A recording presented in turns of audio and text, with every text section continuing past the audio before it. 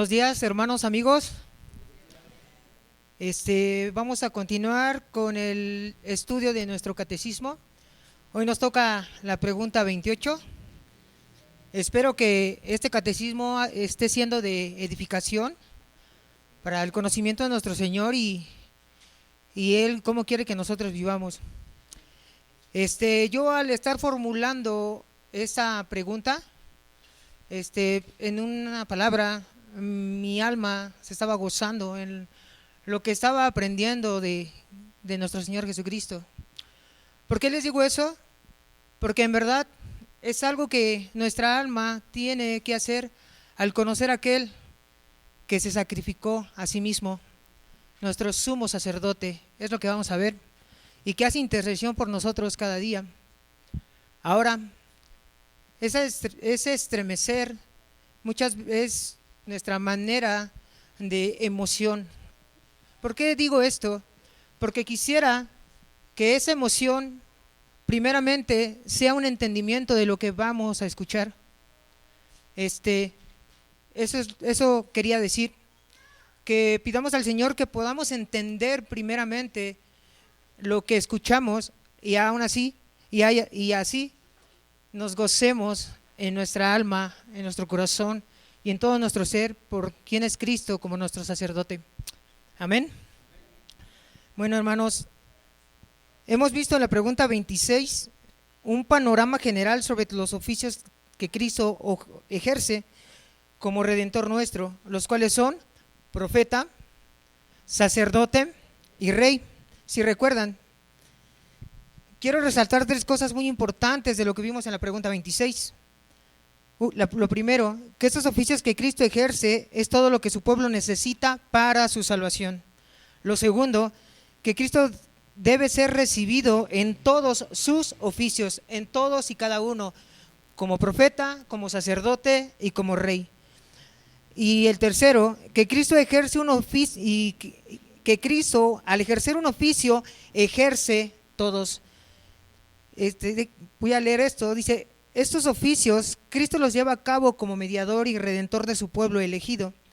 Y aunque son diferentes oficios, Cristo no los ejerce por separado, más bien los lleva a cabo en unidad. O sea, Cristo siempre es profeta, siempre es sacerdote y siempre es rey. Los tres oficios siempre y todos al mismo tiempo, tanto en su encarnación como en su exaltación, cuando fue ascendido a la diestra del Padre. Y todo esto sobre Cristo debe ser recibido. Amén.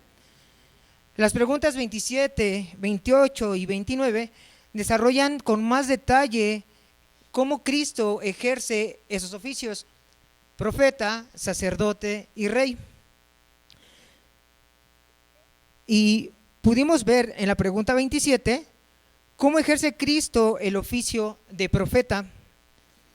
Y dice la respuesta: Cristo ejerce el oficio de profeta al revelarnos por su palabra y su espíritu la voluntad de Dios para nuestra salvación. Cristo nos revela el cómo el hombre puede ser salvo por medio de su palabra. Y el hermano Vicente nos comentaba, y nosotros como creyentes sabemos que esa palabra debe ser aplicada a los creyentes por medio del Espíritu Santo. Sin esas dos cosas no hay salvación. Amén. En palabras de la Confesión de 1689 dice: por nuestra ignorancia tenemos necesidad de su oficio profético.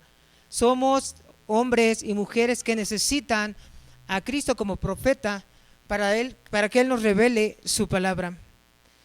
El ser humano no sabe cómo ser salvo delante de Dios. Recuerde cuáles fueron las preguntas del joven rico a nuestro Señor Jesucristo y del carcelero de Filipos a Pablo y Silas. ¿Recuerdan esas preguntas, hermanos? Se acercó el joven rico y le dijo: maestro bueno, ¿qué puedo hacer para ser salvo? Ese hombre no sabía, total ignorancia. Incluso él conocía la palabra de Dios, las leyes de Israel. El carcelero se acercó y dijo: ¿qué debo hacer para ser salvo? También vemos una total ignorancia.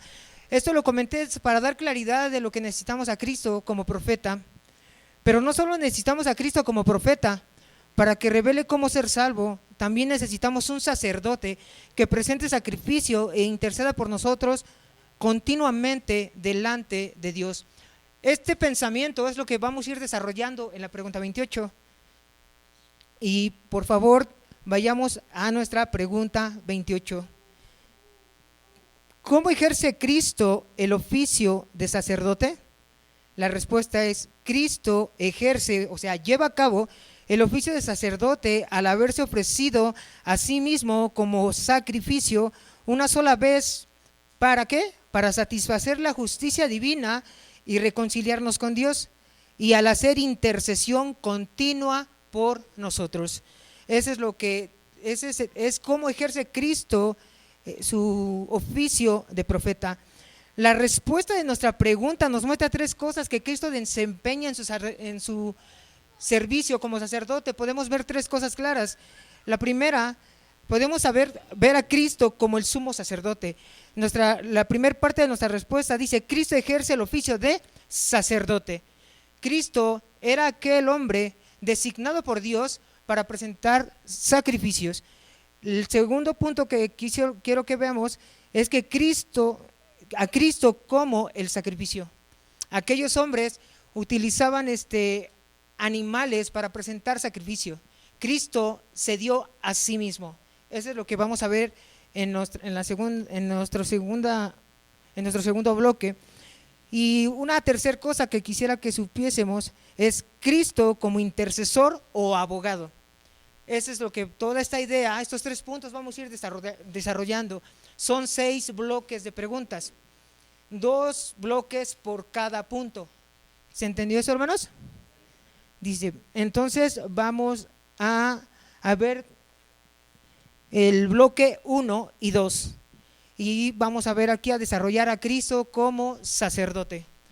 La primera pregunta dice: ¿cómo ejerce Cristo el oficio de sacerdote?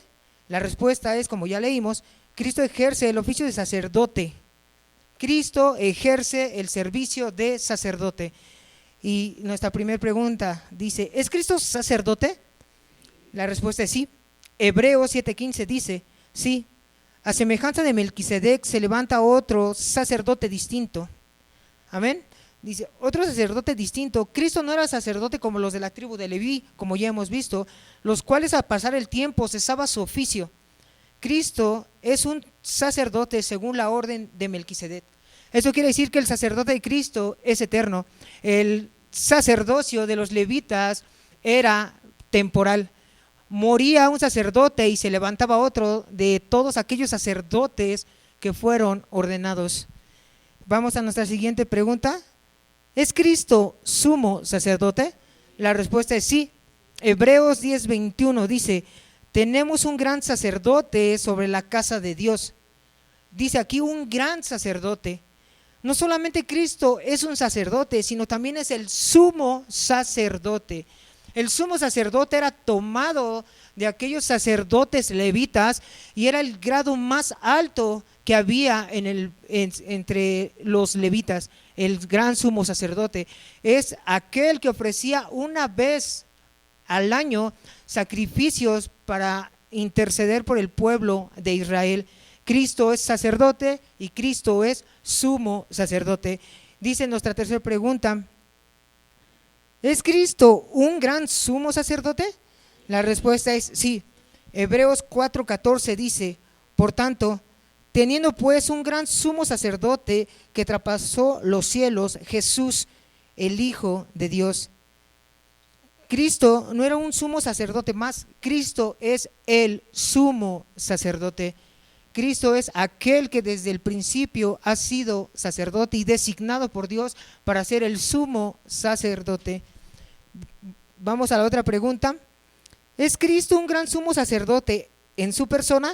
La respuesta dice sí. Hebreos 7:26, porque Él es exaltado más allá de los cielos. La siguiente pregunta es: ¿es Cristo un gran sumo sacerdote por la gran confianza depositada en Él? La respuesta es sí. Hebreos 9:11, porque Él es un sumo sacerdote de los bienes futuros a través de un mayor y más perfecto tabernáculo. Hermanos, Esta pregunta se refiere a la mayor responsabilidad que Cristo tenía, a diferencia de los sacerdotes terrenales, los cuales eran una sombra de lo que Cristo vendría a ser como sacerdote. Cristo en su persona, en su sacrificio, cargaba mayor responsabilidad de lo que él iba a hacer para interceder por aquellos que son su pueblo. Aunque los sacrificios que los levitas ofrecían, dice la Escritura, que podían en cierto tiempo perdonar los pecados, el sacrificio de Cristo los quita. Esa es la gran responsabilidad que Cristo tenía. Vamos a la siguiente pregunta. ¿Es Cristo un gran sumo sacerdote por la gran solemnidad de su ordenación? La respuesta es sí. Hebreos 7:20 dice: fue a través de un juramento. Aunque los sacerdotes fueron designados por Dios, los sacerdotes de la tribu de Leví fueron ordenados por Dios, solo Cristo fue ordenado por Dios bajo juramento. Es lo que Dios prometió. Dios prometió un sumo sacerdote. Vamos a nuestra siguiente pregunta. Dice: ¿y es Cristo un gran sumo sacerdote con respecto a la continuidad de su oficio? La respuesta es sí. Hebreos 7:21 dice: el Señor ha jurado y no cambiará, tú eres sacerdote para siempre. Esto se refiere a la continua eternidad del oficio sacerdotal de Cristo, a diferencia de los sacerdotes terrenales, oficio que cesaba por la muerte de cada uno de ellos, como hemos visto. La siguiente pregunta dice: ¿supone el sacerdocio de Cristo la culpabilidad del hombre? O sea, ¿Cristo tuvo que morir porque el hombre es culpable? Dice 2 Corintios 5:14, dice: porque uno murió por todos, por consiguiente todos murieron. Esto señala que el propósito del sacerdocio de Cristo fue por la culpabilidad del hombre, el cual necesitaba un intercesor entre Dios y ellos, por la causa de su estado de muerte, a causa de su pecado. Recordemos que Romanos dice: no hay justo ni aún uno. Es por eso que necesitamos un sumo sacerdote. Pero el hombre no solo es culpable a causa de su pecado ante Dios, sino también está imposibilitado para presentar una ofrenda digna por la cual puede salvarse a sí mismo, por lo cual necesita el sacerdocio de Cristo. Es por eso lo que dice la siguiente pregunta: ¿supone el sacerdocio de Cristo la impotencia del hombre? La respuesta es sí. Ezequiel 22:30 dice: y busqué entre ellos hombre que hiciese vallado y que se pusiese en la brecha delante de mí a favor de la tierra, para que yo no la destruyese, y no lo hallé. No había un solo hombre con la capacidad de salvarse a sí mismo, ni de presentar ofrenda para quitar el pecado. Siendo el hombre culpable e imposibilitado para presentar una ofrenda digna para su salvación, ¿qué debe implicar el sacerdocio de Cristo para que cierta ofrenda sea eficaz? La respuesta es que el sumo sacerdote sea Dios mismo. Para presentar una ofrenda eficaz delante de Dios, solo Dios puede representar a Dios. ¿Ven? Es por eso que la siguiente pregunta dice: ¿implica el sacerdocio de Cristo la deidad de Cristo? O sea, ¿Cristo es sacerdote pero es Dios? La respuesta es sí. Hebreos 4:14 dice: teniendo pues un gran sumo sacerdote que trascendió los cielos, Jesús el Hijo de Dios. Pero no solo implica que tal sumo sacerdote sea Dios mismo, sino también verdadero hombre para salvar hombres. Solo un verdadero hombre puede representar a los hombres. Es lo que dice la siguiente pregunta: ¿implica el sacerdocio de Cristo la humanidad de Cristo? La respuesta es sí. Hebreos 2:11 dice: porque tanto el que santifica como los que son santificados, son todos de un Padre. Para terminar, hermanos, este segundo bloque, deberíamos preguntarnos: ¿pero quién designó a Cristo como su sumo sacerdote? La respuesta es obvia. ¿Implica también el sacerdocio de Cristo la designación de Cristo por parte del Padre? La respuesta es sí. Hebreos 5:4 dice: nadie toma este honor para sí mismo, sino que lo recibe cuando es llamado por Dios. Es un llamado de Dios a su Hijo amado desde la eternidad. Tú serás sacerdote de la orden de Melquisedec. Amén. Cristo fue designado, perdón, así. Vamos al bloque 3, hermanos, y el bloque 4. Y para entrar a los siguientes dos bloques de preguntas quisiera aclarar algo. Todo sacerdote terrenal ofrecía sacrificios de animales, como ya hemos visto, o sea, el sacerdote y el sacrificio eran dos entes separados, dos entes diferentes. En el sacerdocio de Cristo no es así. Él es tanto el sacerdote como el sacrificio. Es por eso que Juan el Bautista, cuando le vio de lejos, le dijo: he aquí el Cordero de Dios que quita el pecado del mundo. Juan el Bautista, a grandes rasgos, dijo: es el que va a morir por nosotros. Así como todos aquellos sacrificios han sido muertos, Él es el Cordero de Dios, el que va a quitar la culpa de hombres pecadores. Es lo que quiso decir Juan el Bautista. Y ya con ese entendimiento vamos a ver a Cristo como el sacrificio. La pregunta, y recordar lo que dice la pregunta 28. Y quiero leer su segunda parte en su respuesta. ¿Cómo ejerce Cristo el oficio de sacerdote? Dice: Cristo ejerce el oficio de sacerdote, quiero enfatizar esto, al haberse ofrecido a sí mismo como sacrificio una sola vez para satisfacer la justicia divina y reconciliarnos con Dios. Amén. La siguiente pregunta es: ¿hizo Cristo como sacerdote satisfacción por los pecados de su pueblo? Es decir, ¿Cristo como sacerdote pagó completamente por los pecados de su pueblo? La respuesta es sí. Daniel 9:24 dice: Él hizo expiación por la iniquidad. La siguiente pregunta dice: ¿hizo esto mediante sacrificio? La respuesta es sí, porque sin derramamiento de sangre no había perdón de pecados. Alguien tenía que morir sí o sí. Si Cristo no muere, no hay salvación para nadie. Y dicho sea de paso, también tenía que resucitar. Amén. Y la siguiente pregunta es: ¿hizo esto mediante sacrificio de sí mismo? Ya vimos que sí. Se ha manifestado para destruir el pecado por el sacrificio de sí mismo. Esto es totalmente glorioso, hermanos. La siguiente pregunta dice: ¿era necesario ofrecer este sacrificio? O dicho de otra manera, ¿podría haber sido otro el sacrificio? La respuesta es no. Hebreos 10:8-9 dice: sacrificio y ofrenda y holocaustos y expiaciones por el pecado no quisiste, ni te agradaron. Y diciendo luego: he aquí que vengo, oh Dios, para hacer tu voluntad. Quita lo primero para establecer esto último. Es por eso que la pregunta dice: ¿era necesario ofrecer este sacrificio? Sí, ya vimos. Por tanto, fue necesario que las representaciones de las cosas en los cielos fueran purificadas de esta manera, pero las cosas celestiales mismas con mejores sacrificios que estos. Hebreos 9:23. ¿Y qué mejor sacrificio que Cristo mismo?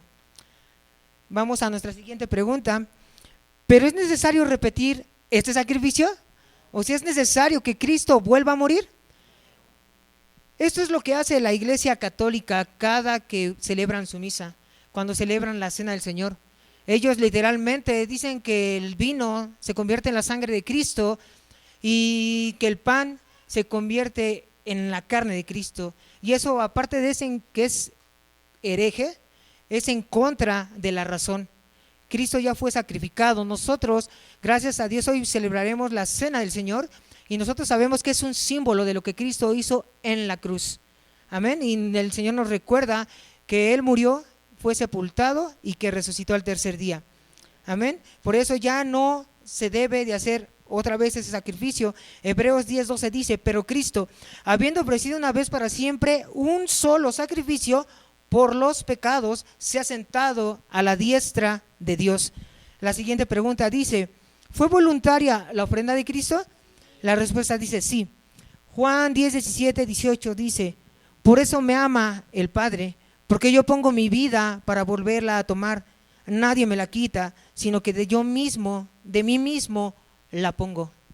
Cristo para nada, en ningún momento fue obligado a morir por los pecadores.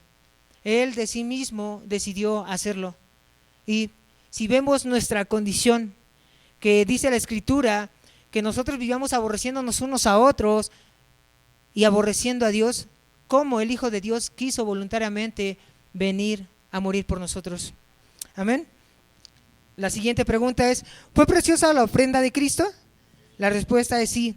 Salmos 49:8 dice: porque la redención de su alma es muy costosa o preciosa, o sea, de gran precio. La respuesta de esta pregunta, hermanos, se refiere al infinito precio que se tenía que pagar por el alma de los hombres. Es un precio que nada sobre la tierra, ni todos los holocaustos, incluso ni aunque muriera un ángel, nada puede llegar a llenar la medida de lo que el Padre había designado por el hombre. Amén. Dice, es por eso que la siguiente pregunta es: ¿fue preciosa, o sea, de un costo infinito, la ofrenda de Cristo? Iba a leer 1 Pedro 1:19, sino con la sangre preciosa de un cordero sin mancha y sin contaminación. La siguiente pregunta es: ¿fue completa y satisfactoria la ofrenda de Cristo? La respuesta dice sí. Efesios 5:2 dice: Él se dio a sí mismo por nosotros, ofrenda y sacrificio a Dios como fragante aroma. Hermanos, el fragante aroma hace alusión a la ofrenda de incienso y todo lo que se presentaba delante de Dios en el Antiguo Testamento. Dice, ese fragante aroma era una sombra o un tipo de la verdadera ofrenda hecha por Cristo al ofrecerse a sí mismo en olor fragante a Dios. Esto quiere decir que el sacrificio de Cristo delante de Dios fue completo y satisfactorio. O sea, que el sacrificio de Cristo fue suficiente y satisfizo la demanda de Dios para la salvación de los hombres. Esa es lo que significa esta pregunta. Hemos terminado nuestros bloques 3 y 4. Vayamos a los bloques 5 y 6 y les quisiera pedir que tuviesen un poquito más de paciencia. Ya casi terminamos. Amén. Y hasta aquí hemos visto a Cristo como sacerdote y como el sacrificio. Sí quedó claro eso, ¿verdad? Ahora consideremos a Cristo como intercesor o nuestro abogado. Y ahorita vamos a ver cómo esto es más que glorioso, en verdad. Sí, abogado o intercesor. Y nos vamos a dar cuenta que por qué estamos aquí. Y pues, espero que el Señor hable a nuestras almas. Amén. Y quiero recordar la pregunta 28. ¿Cómo ejerce Cristo el oficio de sacerdote? La respuesta, como ya vimos, es: Cristo ejerce el oficio de sacerdote al haberse ofrecido a sí mismo como sacrificio una sola vez para satisfacer la justicia divina y reconciliarnos con Dios, y al hacer intercesión continua por nosotros. Amén, eso es lo que vamos a ver ahorita, al hacer intercesión continua por nosotros, o sea, siendo nuestro abogado delante de Dios. Amén. Y vamos a ver cómo Cristo lo lleva a cabo. Según la pregunta 28, Cristo no solo lleva a cabo el sacrificio único por el perdón de los pecados de los hombres, sino también hace intercesión continua por los hombres a causa de sus pecados diarios, los cuales ya no condenan a los hombres, pues estos ya fueron perdonados al Cristo ofrecerse como sacrificio delante de Dios. ¿Quedó claro esto? Lo vuelvo a leer. Según la pregunta 28, Cristo no solo lleva a cabo el sacrificio único para el perdón de los pecados de los hombres, sino también hace intercesión continua por los hombres a causa de sus pecados diarios, los cuales ya no condenan a los hombres, pues estos ya fueron perdonados al Cristo ofrecerse como sacrificio delante de Dios.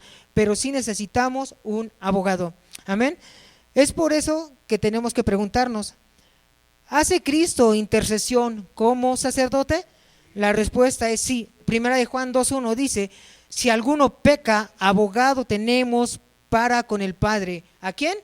A Jesucristo el justo. La siguiente pregunta dice: ¿es él un abogado defensor competente?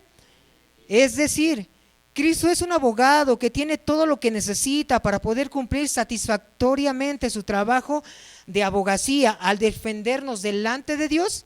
La respuesta es sí. Salmos 89:19 dice: entonces hablaste en visión a tu santo y dijiste: yo he puesto el socorro sobre uno que es poderoso. Notemos aquí la palabra socorro. ¿Qué significa? O sea, ayuda. En este contexto, el ser abogado para los hombres delante de Dios es todo lo que engloba la palabra socorro. Amén. La siguiente pregunta ¿es él un abogado defensor sabio y hábil? La respuesta, es decir que sabe hacer lo que tiene que hacer y tiene facilidad para hacerlo. Amén. Es decir, que sabe hacer lo que tiene que hacer y tiene facilidad para hacerlo, hermanos. Él es Dios. Amén. La respuesta de Isaías 11:3 dice: es él de un entendimiento diligente en el temor de Jehová. Pero también, ¿es él un abogado defensor justo? La respuesta es sí. Primera de Juan 2:1 dice: él es Jesucristo el justo. Pero no solo eso, él es un abogado defensor bondadoso y afectuoso. La respuesta es sí. Hebreos 2:17 dice: él es un misericordioso y fiel sumo sacerdote. Pero también es él un abogado defensor constante. Es lo que vimos en el pensamiento que dije, que ya nuestros pecados no nos condenan, pero que Cristo sigue intercediendo constantemente por su pueblo. La respuesta es en Hebreos 7:25, dice: él vive perpetuamente para siempre, o sea, por la eternidad, para interceder por ellos. Amén. Pero no solo eso, él es un abogado defensor exitoso. Él tiene éxito en su oficio de sacerdote al presentar defensa como abogado por nosotros. La respuesta es sí. Dice Juan 11:42 dice: yo sabía que siempre me oyes. Hermanos, el Padre siempre escucha a Cristo cuando intercede por nosotros, siempre, siempre, hermano, cual sea el que sea nuestro pecado, siempre Cristo es escuchado, porque Él presentó ofrenda para que nuestros pecados sean perdonados. Y nuestro Padre Celestial solamente ve lo que Cristo hizo en la cruz y escucha las oraciones de nuestro Señor al interceder por nosotros. Pudiéramos decir muchas cosas aquí, pero algo que me goza decir en este momento es que por eso estamos aquí. Amén. Dice, la siguiente pregunta dice: ¿y él es el único abogado defensor? La respuesta es sí. Primera de Timoteo 2:5 dice: hay un solo mediador entre Dios y los hombres, Jesucristo hombre. Hermanos, sabemos que Satanás nos acusa, el mundo nos acusa, nuestros pecados nos acusan, pero tenemos al mejor abogado defensor, como ya vimos, a Jesucristo el justo. Vamos a la siguiente pregunta. ¿Se limita la obra de Cristo como abogado defensor a aquellos por quien Él les murió? O sea, ¿Cristo solamente intercede por sus elegidos? La respuesta es sí. Juan 17:9 dice: no ruego por el mundo. Cristo solamente ruega por aquellos que se han arrepentido y han creído en su obra, en Él. Amén. No por nadie más. Y esto no de nosotros, sino es lo que dice la Escritura. Amén. La siguiente pregunta es, quisiera comentar, lo que vimos es una intercesión universal, o sea, una intercesión general por su pueblo. La siguiente pregunta dice: ¿y extiende la obra de Cristo como abogado defensor a cada uno de ellos en particular? La respuesta es sí. Yo he rogado por ti para que tu fe no falte, dice la Escritura. Hermanos, particularmente estas palabras fueron para el apóstol Pedro, si recordamos, cuando Cristo le dijo: Satanás os ha pedido para zarandearos como a trigo, pero yo he rogado por ti para que tu fe no falte. ¿Quién rogó? Cristo. ¿Para qué? Para que su fe no falte. Amados hermanos, estas palabras son particularmente para cada uno de nosotros hoy, los que hemos creído. Cristo está rogando particularmente por cada uno de nosotros ante el Padre. Aquí podemos ver una intercesión particular. ¿Quedó claro eso? Sigamos en nuestra siguiente pregunta, hermanos, ya casi terminamos.